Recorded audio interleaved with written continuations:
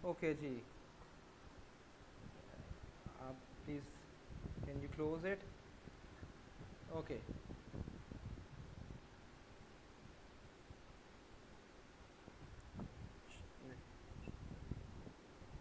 Let me just start.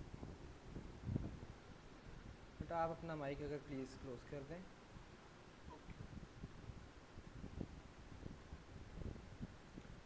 Okay जी, trigonometry हम कर रहे थे और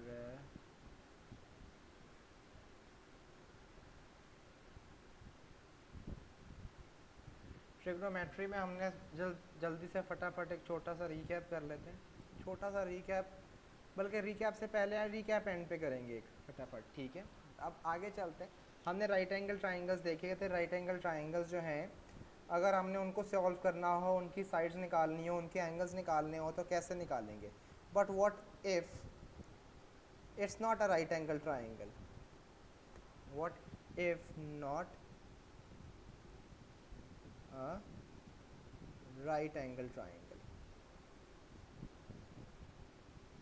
ठीक है, अगर वो राइट एंगल ट्राइंगल नहीं है तो आपने याद रखना है कि दो दो फार्मूलाज, दो चीज़ें लग सकती हैं, दो चीज़ उसको सॉल्व कर सकती हैं। पहली चीज़ है बेटा साइन रूल, और दूसरी चीज़ है cosine rule.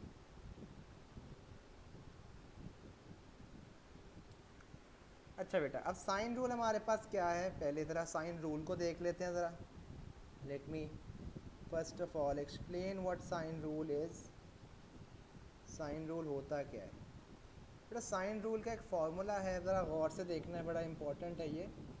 Sign A over small a is equal to sine B over small b is equal to sine C over small C.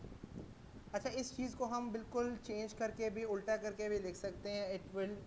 It is the same very thing. और वो क्या है?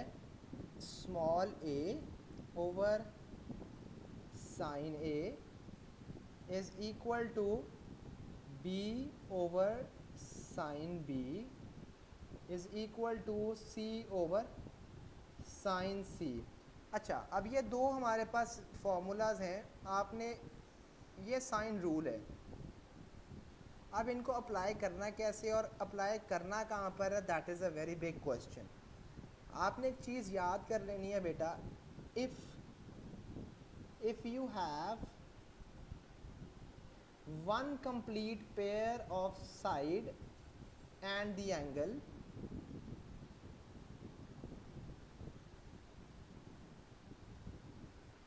अगर आपके पास वन कंप्लीट पेयर है of the triangle, तो you can apply sine rule. अब what is meant by this thing, one complete pair? बेटा वन कंप्लीट पेयर का मतलब क्या है, ये ज़रा बड़े गौर से देख लें।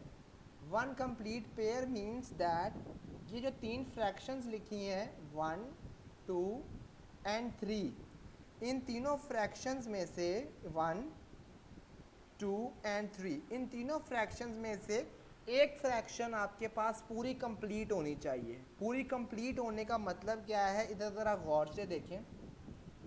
Late me draw the triangle for you. ये ट्राइंगल है आपके पास, this is A, this is B and this is C. A angle के सामने वाली side is going to be small a, B angle के सामने वाली side is going to be small b, C angle के सामने वाली side is going to be small c. अच्छा, अब ये वन कंप्लीट पेयर, इसको मैं जो 1, 2 और 3 जो मैंने लिखा है ये ब्लू से, ये this is what I am calling one complete pair. Complete pair का मतलब क्या है, ये देखिएगा बड़े गौर से।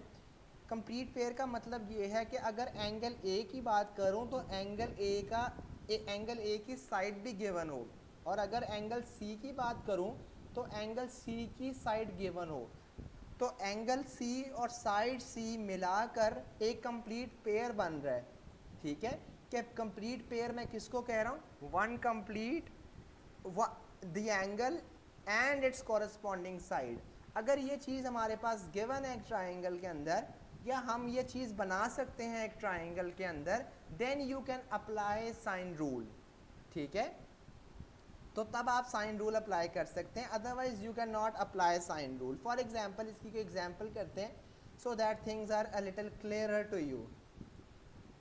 इसकी एक एग्जाम्पल करते हैं और इसे अप्लाई कैसे करना है ज़रा वो भी देखते हैं. अब for example this is a triangle for you.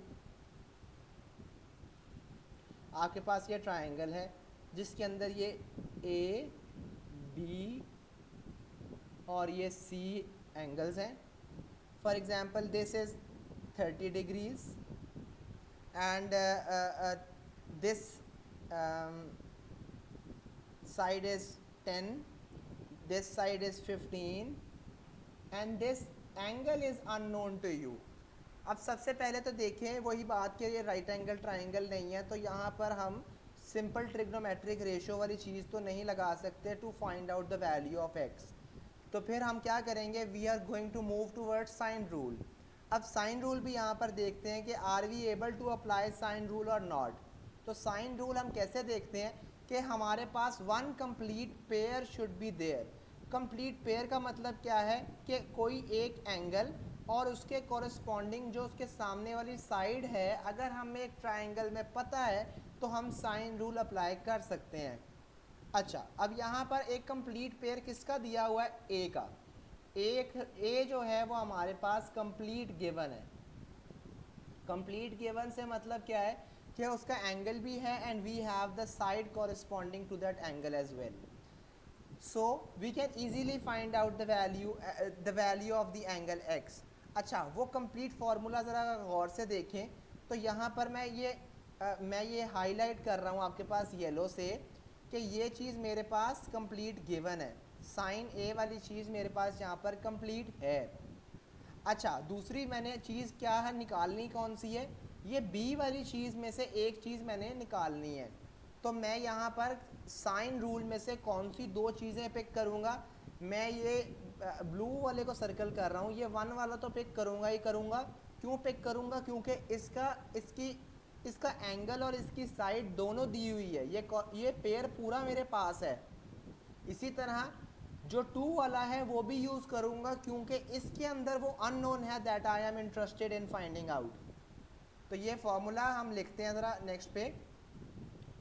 क्या लिखेंगे, sine A over small a is equal to sine B over small b.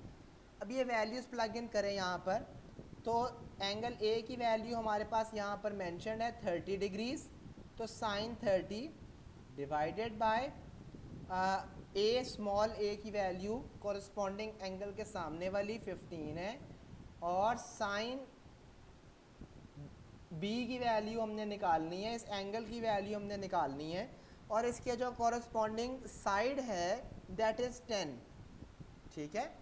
अब यहाँ से हमने सिंप्लीफाई करना है और हमने वैल्यू निकाल लेनी है साइन बी की. पहले सिंपल क्रॉस मल्टीप्लिकेशन और हमने साइन बी की वैल्यू फाइंड आउट कर लेनी है.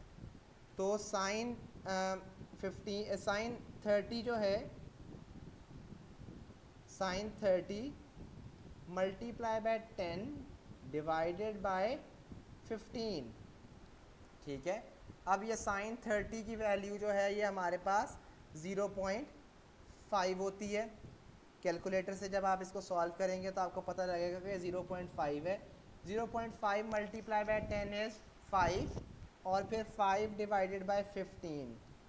ये किसकी वैल्यू आ गई है आपके पास, साइन बी की. आगे आपने बी निकालना है एंगल. तो मैंने आपको उस दिन भी बताया था, लास्ट वीडियो में भी है कि यहाँ से अगर आपने एंगल बी निकालना है तो you are going to take this sine to the other side. तो बी आपका इधर रहेगा, साइन आप उस साइड पे ले जाएंगे तो साइन इनवर्स ऑफ 5/15. ठीक है. तो कैलकुलेटर पे शिफ्ट इनवर्स दबा कर ब्रैकेट में आपने लिखना है 5/15. तो you are going to have the value of the angle from there जो कि यहाँ पे इस केस में 19.47 डिग्रीज है. ठीक है. आई होप यहाँ तक चीज़ क्लियर है. एक और एग्जाम्पल करते हैं so that things are a little more clearer. Example 2 करते हैं. अब एग्जाम्पल 2 में हमारे पास फिर एक यही ट्राइंगल है. देखेंगे, पहले देखना हमेशा यही है कि whether are you able to apply sine rule और नॉट. ये P है, ये Q है और ये R है. ये P और Q और R अब इसलिए लिख रहा हूँ so that you do not fix something in your mind के A B और C ही हो सकता है. बेटा A B C हो सकता है, X Y Z हो सकता है, P Q R हो सकता है. अल्फ़ाबेट्स मैटर नहीं करते यहाँ पर ये सिचुएशन मैटर करती है कि जो भी एंगल है उसके कॉरस्पॉन्डिंग साइड जो है वो गिवन होनी चाहिए, तब कंप्लीट पेयर बनता है. फॉर एग्जांपल ये एंगल हमारे पास 10 है, ये एंगल हमारे पास x है, हमने फाइंड आउट करना है. हमने लास्ट में भी यही किया था, एंगल फाइंड आउट किया था. इसमें हम साइड फाइंड आउट करते हैं. ये 40 है, ये 40, ये x हमने फाइंड आउट करना है और ये हमारे पास 30 है. सबसे पहले अब आप देखें कि whether are you able to apply sine rule on it और not. Yes you can apply sine rule because you have one complete pair. और यहाँ पर कंप्लीट पेयर जो है वो किसका है, ये Q का कंप्लीट पेयर है. Q कंप्लीट पेयर है. And how do you get to know that, आपके पास वो एंगल भी है और उसकी कॉरेस्पॉन्डिंग साइड भी है. ठीक है. और दूसरी वाले जो चीज़ है उसको आपने फाइंड आउट करना है. तो यहाँ पर अगर मैं फॉर्मूला लिखूँ तो वो क्या बनेगा, साइन, जी वो क्या बनेगा जी, हमारे पास वो फॉर्मूला बनेगा साइन, हमारे पास गिवन वाले में Q है तो sine Q divided by small q is equal to sine P divided by small p. ठीक है. अब यहाँ पर वैल्यूज़ प्लग इन करें तो साइन 40 डिवाइडेड बाय Q की वैल्यू जो है वो उसके बिल्कुल सामने वाली 30 है. इसी तरह साइन P की वैल्यू हमारे पास 10 है और नीचे हमारे पास उसकी साइड जो है वो हमने फाइंड आउट करनी है. क्रॉस मल्टीप्लाई करें तो P की वैल्यू जब हम यहाँ से कैलकुलेट करेंगे it is going to be 8.104. जी ठीक है जी, यहाँ तक आई होप को क्वेश्चन नहीं है जी. अब हमारे पास जो नेक्स्ट चीज़ है दैट इज़ कोसाइन रूल. अब कुछ केसेस ऐसे होंगे जहाँ पर sine rule is not applicable. देखें साइन रूल पे भी लिमिटेशन थी, मैंने आपको पहले बताया, प्रीवियस स्लाइड पे भी लिखा हुआ है ये, that one complete pair should be given. अगर आपके पास को एक ट्राइंगल है that which do not have any complete pair, ठीक है, नो पेयर इज़ देयर, कोई पेयर नहीं है उसमें कंप्लीट पेयर, तो how are you going to solve and find out the angle और द साइड्स. ठीक है. There is no complete pair over here, तो आप यहाँ पर कोसाइन रूल लगाएंगे. अब कोसाइन रूल क्या है, बड़े गौर से सुन लें. कोसाइन रूल है, फॉर एग्जाम्पल आप सी साइड को फाइंड आउट करना चाह रहे हैं तो c square is equal to a square plus b square minus 2ab cos C. अब इसको याद करना बिल्कुल भी मुश्किल नहीं है, बड़ा इजी है. ये जिस साइड को आप फाइंड आउट करना चाह रहे हैं उसका एंगल आपके पास एंड पर होगा कॉस के बाद, और कॉस को ऐसे याद रखना है because this is a cosine rule, तो ये कॉस ही यहाँ पर होगा. जिस तरह पीछे साइन रूल हमने किया था तो उसमें साइन यूज़ होता था, ये कोसाइन रूल है तो यहाँ पर कॉस यूज़ होगा. और जो साइड आप यहाँ पर फाइंड आउट करना चाह रहे थे उसके अलावा ट्राइंगल में बाकी दो साइड्स बचती हैं, उन दो साइड्स को स्क्वायर लेके ऐड करेंगे और उन्हीं दो साइड्स का प्रोडक्ट जो है उसको 2 से मल्टीप्लाई करेंगे. ठीक है. इसको बड़े गौर से देख लें आप कि ये बड़ा आपस में इंटरलिंक्ड है. इसी तरह अगर मैं ए वाली साइड को फाइंड आउट करना चाह रहा हूँ तो ए के अलावा बाकी दो कौन सी साइड बचेंगी ट्राइंगल में, बी स्क्वायर और सी स्क्वायर, तो उनका स्क्वायर लेके ऐड करना है और माइनस क्या करना है, इन्हीं दोनों का प्रोडक्ट लेके 2 के साथ, 2 टाइम्स बी टाइम्स सी, और एंड पे कॉस के साथ एंगल किसका रखना है, जिस भी साइड को आप शुरू में फाइंड आउट कर रहे हैं. तो यहाँ पर ए कर रहे थे तो कॉस एंड पे ए आएगा. इसी तरह अगर मैं बी को भी करना चाह रहा हूँ तो बी को भी आखिर में लिख लेते हैं. बी स्क्वायर फाइंड आउट करना चाह रहा हूँ तो बी स्क्वायर के अलावा साइड कौन सी बच जाती है हमारे पास, ए स्क्वायर प्लस सी स्क्वायर माइनस 2 टाइम्स ए टाइम्स सी, ये ही दो साइड्स जो मैं यहाँ पर ऐड कर रहा हूँ इन्हीं का प्रोडक्ट 2 के साथ मल्टीप्लाई करवा कर मैं यहाँ लिखूँगा, ठीक है। अब उसके बाद हमारे पास एंड पर एंगल कॉस का आता है, और कॉस का एंगल यहाँ पर किसके साथ आएगा, हमारे पास यहाँ पर कॉस का एंगल सी के साथ बी के साथ आएगा, क्योंकि हम साइड जो है वो बी फाइंड आउट करना चाह रहे हैं, ठीक है जी। यहाँ तक कोई प्रॉब्लम नहीं है तो बताएं। Now after that let's do an example for this. इसी का एंगल भी निकालना चाहेंगे तो हम इसी रूल को यूज़ कर लेंगे, इसी को सिंप्लीफाई कर लेंगे, ताकि हमारे लिए कोई प्रॉब्लम ना हो और हमें ज़्यादा सारे फार्मूलाज याद करने ना पड़े, ठीक है। Let's do an example for this, इसकी भी एक एग्जाम्पल हम कर लेते हैं, ठीक है जी। इसकी एग्जाम्पल करने के लिए let me just make a triangle for you over here. Triangle में आपके पास फॉर एग्जांपल ये ए बी और सी ट्राइंगल है जी, ये ऐसे, ठीक है। You have two sides for you, one is 12, one is 15, और सेंटर में एंगल जो है दैट इज़ 30 डिग्रीज। आपने ये सामने वाली साइड फाइंड करनी है। पहले तो देखें कि are you able to apply sine rule over here. यहाँ पर आप साइन रूल अप्लाई नहीं कर सकते। क्यों नहीं अप्लाई कर सकते? बिकॉज जो एंगल दिया हुआ है उसके सामने वाली साइड ही नहीं दी हुई, और जो साइड दी हुई है उसके सामने वाला एंगल ही नहीं दिया हुआ। ना बी वाला एंगल दिया हुआ है और ना ही आपके पास यहाँ पर ये सी वाला एंगल दिया हुआ है, लेकिन इन दोनों की साइड्स नहीं दी हुई। तो बेटा यहाँ पर कोसाइन रूल लगेगा। सिंस यहाँ पर no pair is given, no pair given, तो यहाँ पर कोसाइन रूल लगेगा। हमने कौन सी साइड निकालनी है? जो ए एंगल के सामने वाली है। तो बिल्कुल यहाँ पर लिखें ए एंगल के सामने वाली साइड कौन सी बनती है? ए स्क्वायर हमने निकालना है असल में। तो बाकी दो साइड्स कौन सी बची? दो साइड्स हमारे पास बची बी वाली, तो बी का स्क्वायर प्लस सी का square minus 2 times B times C, और एंड पे कॉस। एंगल किसका लिखेंगे? ए का। जो साइड हम निकालना चाह रहे हैं उसका एंगल हम लिखेंगे। यहाँ पर ए स्क्वायर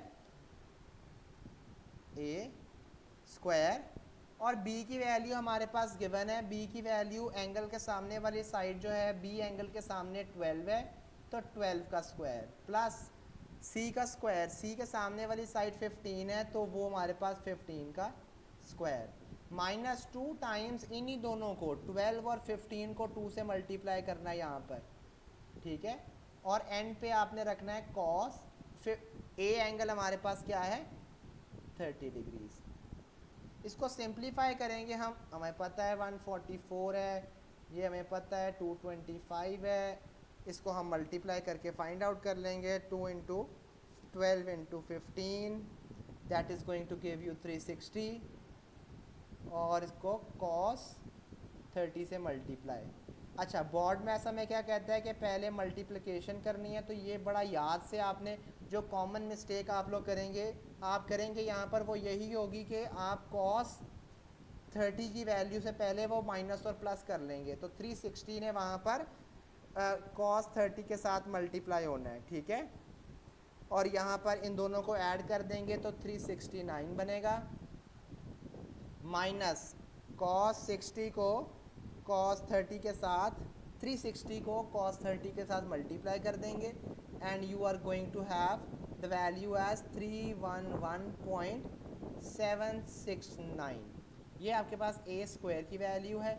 इसको जब आप सिंप्लीफाई करेंगे 369 में से ये वाली वैल्यू सब्ट्रैक्ट, तो you are going to have as 57.2300।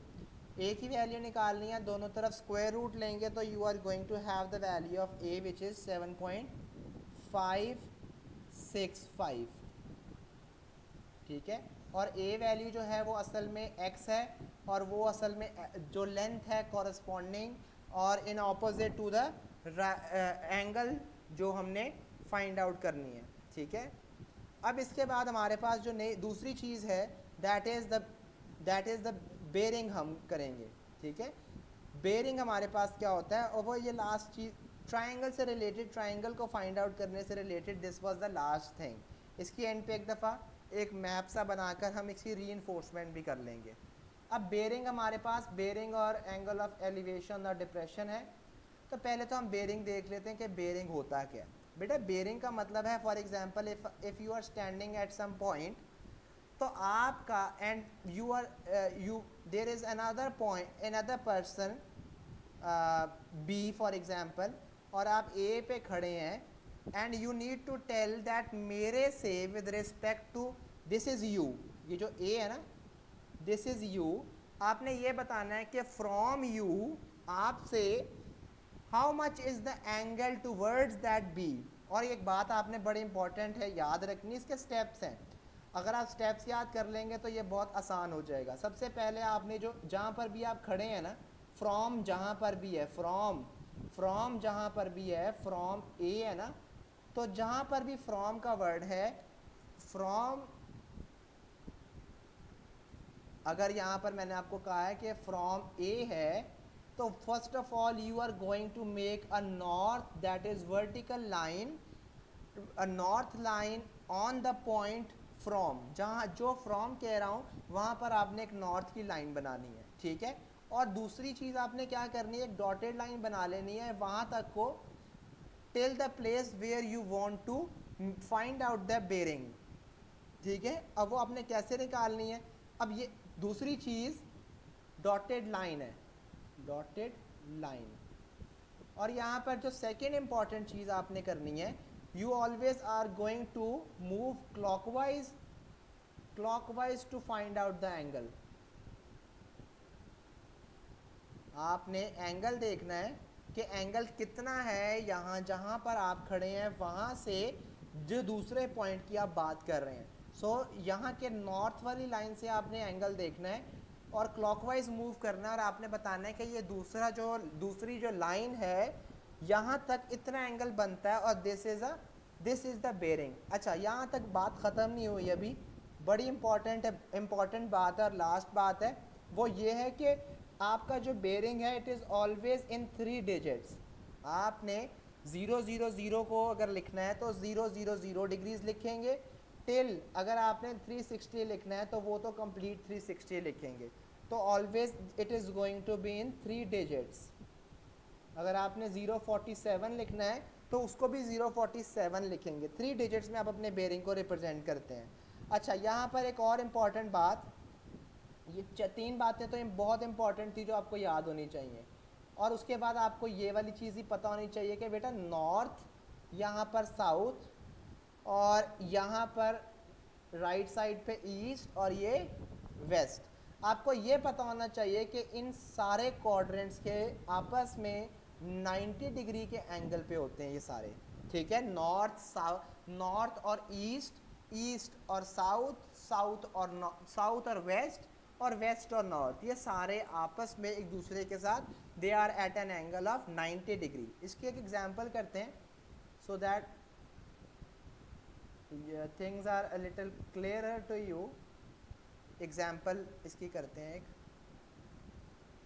For example आपने ये एक डायग्राम है आपके पास, there is this point A, और आप इस ए पॉइंट पे खड़े हैं, ठीक है, और this is another point B over here. आपका ये जो एंगल है from the north of this point, ये नॉर्थ बना दिया ए पे, और ये एक मैंने डॉटेड लाइन बना दी टुवर्ड्स दिस पॉइंट बी। ये जो एंगल है from north of this A to this line is actually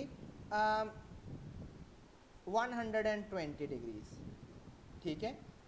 अब आपने फाइंड आउट क्या करना है, लेट्स सी कि आपने फाइंड क्या करना है। फाइंड आपने ए पार्ट में क्या करना है, फाइंड बेरिंग, ऑब्वियसली आपने बेरिंग ही फाइंड करना है। बेरिंग कहाँ से कहाँ इज़ व्हाट मैटर्स, ठीक है। आपने बेरिंग फाइंड करना है बी फ्रॉम ए, ठीक है, पहले पार्ट में बी फ्रॉम ए, और दूसरे पार्ट में आपने करना है ए फ्रॉम बी। अच्छा, यहाँ पर मैंने अभी आपको बताया था कि वर्ड फ्रॉम बहुत इंपॉर्टेंट है। फ्रॉम का मतलब है जिस भी पॉइंट पे फ्रॉम लिखा था, ये पीछे जाता हूँ, जिस भी पॉइंट पे फ्रॉम लिखा था वहाँ पर से आपने डॉटेड लाइन लगा देनी, पहला पॉइंट आपने कर लिया। फिर आपने क्या करना है, you are going to move in the clockwise direction till that point. आपने इस नॉर्थ से शुरू करना है और आपने क्लॉकवाइज डायरेक्शन में पहुंचना है उधर तक, ठीक है।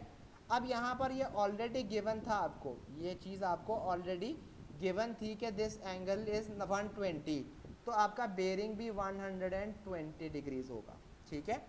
अच्छा, यहाँ पर एक और इम्पॉर्टेंट बात, यहाँ पर if I draw a horizontal line like this, मैं एक ये हॉरिजॉन्टल लाइन लगाता हूँ, ये नॉर्थ था ऊपर, तो ये हमारे लेफ़्ट साइड पे, एक साइड पे ईस्ट है और एक साइड पे वेस्ट है।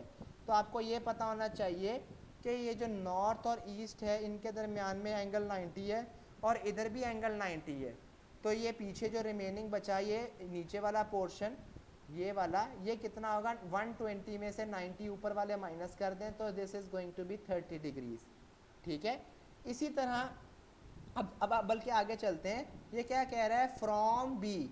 अब आपने बेरिंग तो निकालना है लेकिन फ्रॉम बी का मतलब है you are first of all going to draw a north at point B point पे आपने नॉर्थ को बनाना है, ठीक है। अब जब आपने बी पॉइंट पे नॉर्थ को बना लिया है, उसके बाद आपने क्या करना है, ये आपकी डॉटेड लाइन है, ठीक है। उसके बाद आपने क्लॉकवाइज डायरेक्शन में मूव करना है और आपने इस ए तक आना है, इस ए लाइन तक। तो ये जो मैंने क्लॉकवाइज डायरेक्शन में एंगल बनाया है बी के ऊपर, ये रेड के साथ, this is the bearing of the B part, ये बी पार्ट का बेरिंग है। अब ये निकालेंगे कैसे, is a very important thing. यहाँ पर बेटा आपको ये हॉरिजॉन्टल मैंने लाइन दोबारा लगा ली। अब यहाँ पर पैरेलल लाइंस का कॉन्सेप्ट जो है, it should be very much clear. अगर पूरे पेपर में कहीं पर भी पैरेलल लाइंस का कॉन्सेप्ट चेक करे या ना करे, लेकिन वो यहाँ पर लाजमी चेक करेगा। अब पैरेलल लाइंस का मतलब यहाँ पर क्या है, इधर गौर से देखना है, ये एक पैरेलल लाइन, ये हॉरिजॉन्टल है वेस्ट टू ईस्ट, और यहाँ पर भी एक हॉरिजॉन्टल है वेस्ट टू ईस्ट। ये आपस में दोनों लाइंस एक दूसरे के पैरेलल होंगी, ठीक है, क्योंकि दोनों वेस्ट टू ईस्ट हैं, वो नीचे वाली भी वेस्ट टू ईस्ट है, तो ये दोनों लाइंस आपस में एक दूसरे के पैरेलल हैं। तो पैरेलल लाइंस में आपको ये पता होना चाहिए कि ये वाला एंगल अगर ये ऐसे करके ऐसे बनाऊं, तो बेटा अगर गौर से देखें तो ये Z बनता है। Z बनने का मतलब है कि ये एंगल 30 डिग्रीज का होगा, ठीक है, ये एंगल 30 डिग्रीज का होगा। उसके बाद यहाँ पर अगर आप देखें तो मैंने अभी आपको क्या बताया था कि ये एक क्वाड्रेंट का जो एंगल है वो 90 डिग्री का होता है। अगर ये वाला क्वाड्रेंट 90 का है और नीचे वाला पूरा तो ऑब्वियसली 180 का होगा। तो अगर आपने इसका बेरिंग लिखना है तो बेरिंग कैसे लिखेंगे, 90 वो पहले वाला एंगल प्लस 180 वो नीचे वाला, और ये 30 डिग्रीज ये तीसरा एंगल, ठीक है। इन तीनों को जब आप ऐड कर देंगे तो this is going to be the bearing of A from B which is going to be 300 degrees, ठीक है। अब ये तो चीज़ होगी बेरिंग की, और लास्ट चीज़ जो हमने अब इसमें करनी है that is angle of elevation और एंगल ऑफ डिप्रेशन। ये बहुत ही आसान टॉपिक है, angle of elevation and depression, लेकिन इसको देख के कंफ्यूजन बहुत ज़्यादा होती है। अच्छा जी, अब आपने एक बात याद रखनी है, जब भी एंगल ऑफ एलिवेशन की बात होगी तो जहाँ पर भी आप खड़े हैं, for example this is you, ये जो भी है, and this is the object, ये ऑब्जेक्ट हमेशा एलिवेशन में ऊपर होगा। एलिवेशन का मतलब ही ये है कि आप नीचे से ऊपर देख रहे हैं, और डिप्रेशन का मतलब ही ये है कि आप ऊपर से नीचे देख रहे हैं। आप यहाँ खड़े हैं और आप यहाँ से खड़े होकर ये ऊपर वाली चीज़ को देख रहे हैं, ठीक है। तो सबसे पहली चीज़ जो आपने करनी है वो ये है that you are going to draw a horizontal line like this. आपने अपने से बिल्कुल सामने देखना है, पहले ऊपर देखने से पहले आपने बिल्कुल सामने देखना है। पहले एक लाइन आपने बिल्कुल अपने सामने की बना लेनी है, जो मैंने ये येलो में बनाई है हॉरिजॉन्टल, ठीक है। हॉरिजॉन्टल लाइन आपने बना लेनी है बिल्कुल स्ट्रेट, आपने बिल्कुल सामने, और एक लाइन आपने बना लेनी है जिस ऑब्जेक्ट को आप देख रहे हैं, जो लाइन ऑफ साइड है आपकी, ठीक है। एक लाइन आपने ये बना लेनी है। अच्छा, इन दोनों के दरमियान में जो एंगल होगा that is the angle of elevation. इसी तरह अगर डिप्रेशन की बात करें, डिप्रेशन भी बिल्कुल ऑलमोस्ट सेम है। मैंने अभी आपको बताया डिप्रेशन में क्या होता है, you are standing on the top at some point high और आप नीचे किसी ऑब्जेक्ट को देख रहे हैं, तो ये डिप्रेशन है असल में, ठीक है। और इसमें कैसे करना है आपने, इसमें भी बिल्कुल यही काम करना है जो अभी किया है। आपने एक लाइन ड्रॉ करनी है टुवर्ड्स द ऑब्जेक्ट, ठीक है। जिस ऑब्जेक्ट को आप देख रहे हैं ये आपकी लाइन ऑफ साइट हो जाएगी। और जो दूसरा है आपके पास, आपने दूसरी चीज़ जो करनी है वो आपने एक हॉरिजॉन्टल लाइन लगानी है यूं करके, अपने से बिल्कुल सामने देखना है, बिल्कुल सामने, ठीक है। अब इन दोनों लाइंस के दरमियान में जो एंगल है वो एंगल ऑफ डिप्रेशन है।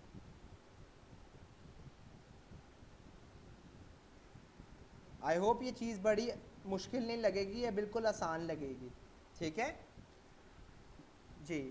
इस अगली वीडियो में इससे इंशाल्लाह क्वेश्चंस करेंगे, पास्ट पेपर क्वेश्चंस करेंगे यहाँ पे।